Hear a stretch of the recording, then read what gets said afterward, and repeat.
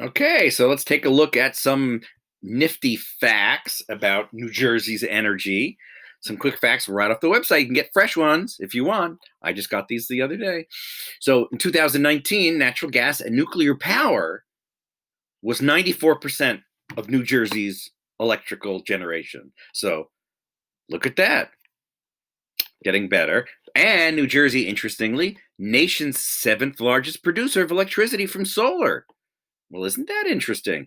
And the third largest producer of small scale solar facilities. Now, when you say small scale, unlike giant fields and farms of them that they can have out west, New Jersey is a small little state. But guess what? You put it on a roof, you put it on the street, you put it on top of parking garages, on top of buildings.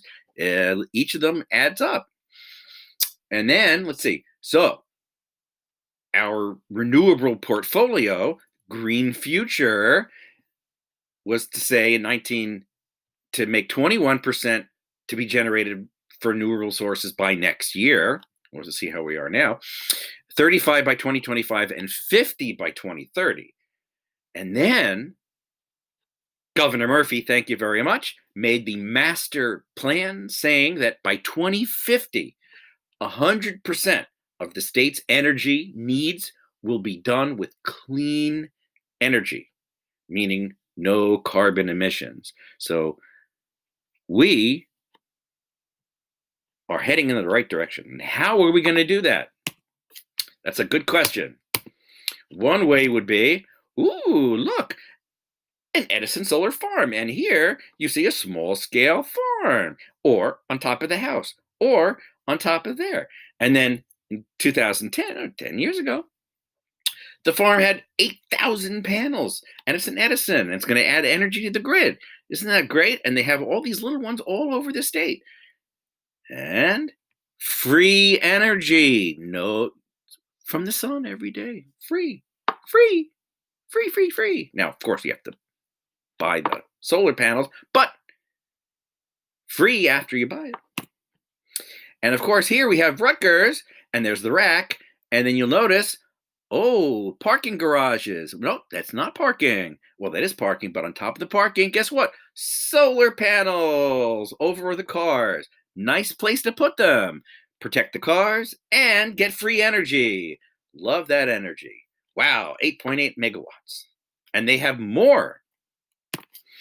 And of course, not only do we have solar, there's wind. And right off the coast of Atlantic City, ooh, a New Jersey wind farm. The wind blows the fan, and the wind blows at night too, so you don't have to worry about the solar. Look at that. Okay, so now we had our fission, splitting the atom. We have all different kinds of other types of energy, but now let's talk about fusion. Now, fusion happens in the sun. Now, of course, it would be really great if we can do fusion here, because unlike fission that has radioactive waste as the byproducts, here our waste byproduct would be helium, which, hey, we could use in balloons. So we got lots of hydrogen. Hydrogen's in water, plenty of water. Take water, turn it into helium. It's amazing. And that's a lot of energy if we were able to do that. And the sun's going at it, seriously taking hydrogen, putting it together and making helium. So hydrogen, boom, helium. And then as it goes in the core, helium, boom, oxygen, boom, boom, boom. So as the hydrogen's burning, or that's not really burning, it's fusing together to make helium,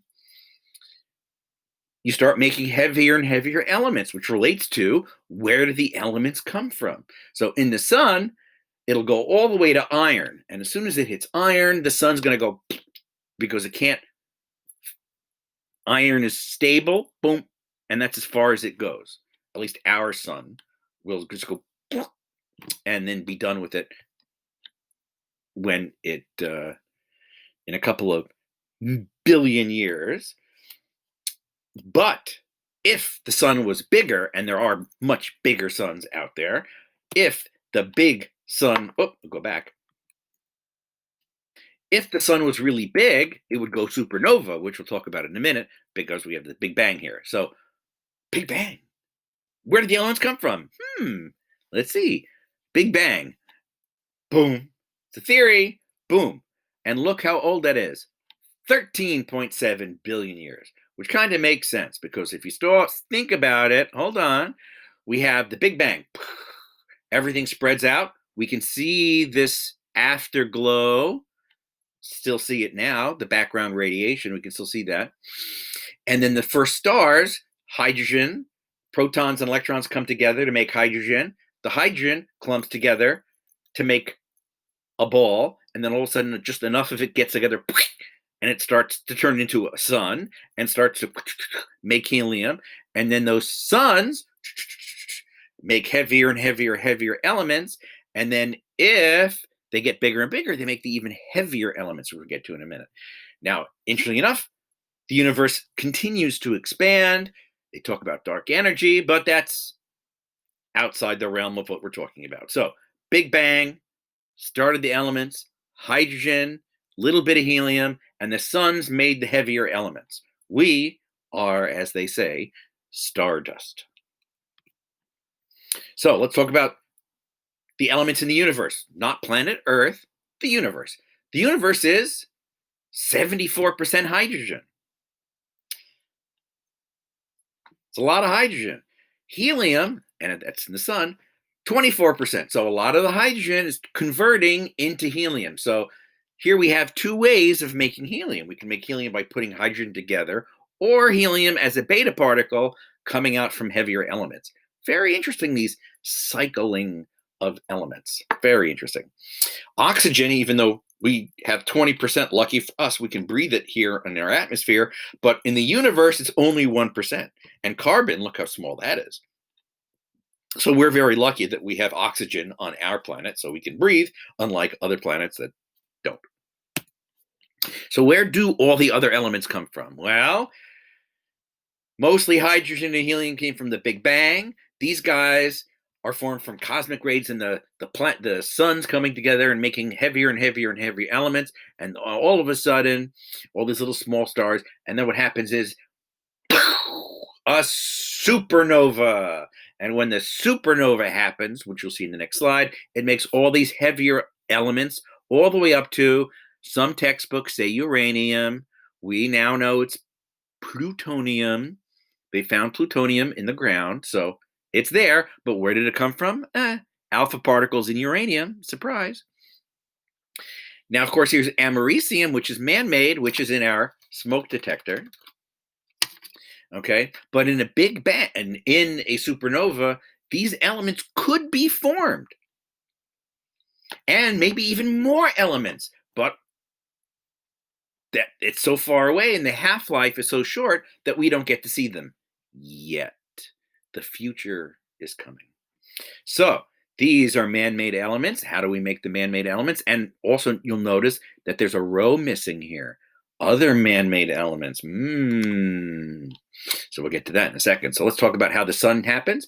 So in the sun, here we go. Hydrogen burns the helium. And then as soon as you get to carbon, as soon as you get to, as it goes, as soon as you get into the iron core, so we're kind of around here, we're hydrogen to helium, and then it keeps on going, making heavier and heavier elements until you hit the iron core in the center, like we have an iron nickel core in our planet, but in the sun, it's going to start growing, and all of a sudden, the sun's going to stop. So if the sun stops, the end. So here, Big Bang, 13.7 billion years ago, hydrogen, they appear, and then the stars start to make heavier elements. So they go from hydrogen to helium, and then boom, boom, boom, nitrogen, carbon, oxygen, all the heavier elements until iron. Once it stops, star goes dead, unless it's big enough, and it's a supernova, and it gets all the heavier elements, which are the ones after iron. So it's actually very cool. YouTube links on the bottom. You can check them out. So how do we make elements in the lab? Well, uranium, as I said, is the last naturally occurring element may not be true because we found those other two guys, but you'll see it in some old textbooks. As just the periodic table keeps on getting updated. So here we're taking elements, we're smashing them together to other elements, and we're making another element by smashing those elements together. Fusion. And those elements only last for a short period of time where we can detect them. Only a few of them. Sometimes we're lucky we can get a nice stable one like americium.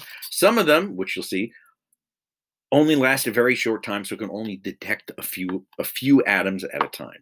So let's see the ones that we made recently. Oh, goodness. These guys were just recently named in 2016.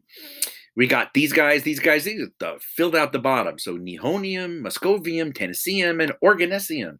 So we have the whole box filled out. But is that the end? No.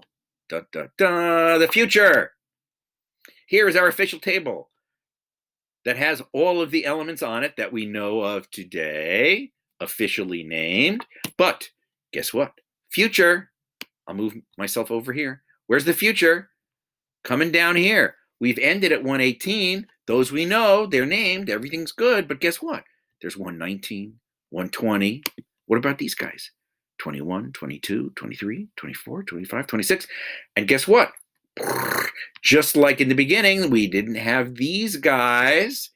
We're going to have, future's coming, those guys. Future. It's amazing. And we might hit those stable island of stability nuclei, which would be really cool. And then, of course, this would be the super duper extended periodic table if you put all of them together in order, number order, instead of having the guys pop at the bottom like we do on our previous periodic table, because these little guys, the lanthanides and the actinides, fit in here. But if you did put them in there, which would make obviously a really big piece of paper, and then they'd add these other guys coming up, the super actinides, which don't exist yet. So they're going to add these guys, and then they say, here's the super actinides, and squeeze them in here. So, oh my goodness, this is the future. And then, ironically, but maybe not so ironically, there's this fellow by the name of Seaborg, Nobel Prize, element named after him while he was alive, first person to have an element named after you while you're alive. In 1969, he made a prediction that the periodic table would be extended, that extendo periodic table, where we have these guys, the actinides, but the extra actinides, the super actinides. He predicted them to exist in 69. What a smart fellow. And he also predicted all these guys too. Wow. And that is the end of our slide. Hope you enjoyed the show.